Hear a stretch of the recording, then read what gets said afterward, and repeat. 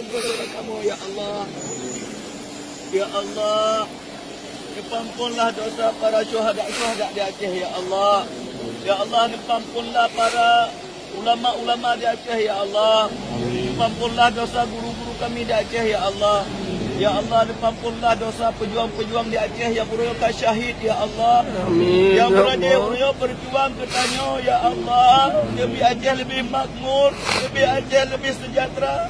Tapi ketika mereka berjuang, mereka syahid dalam medan tempur ya Allah.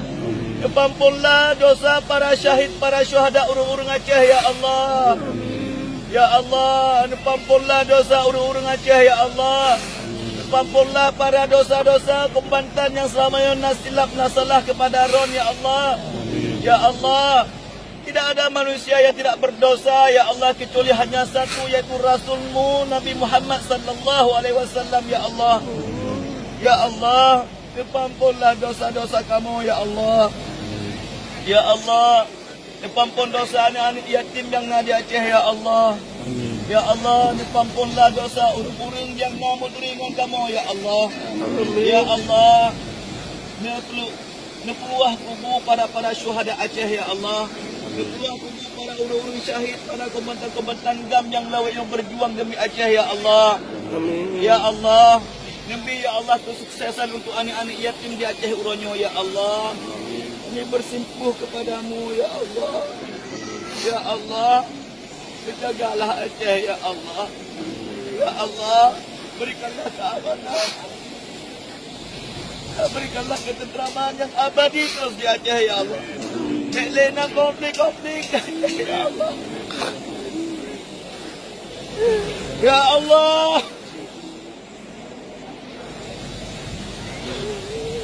Oh, Lena konflik di Aceh ya Allah.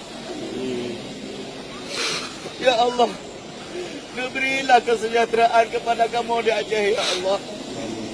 Ya Allah, berilah kemakmuran bagi kamu di Aceh ya Allah.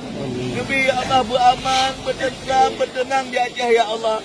Berilah konflik ya Allah. Ya Allah, ampunlah dosa urung-urung yang korban syahid di Aceh ya Allah.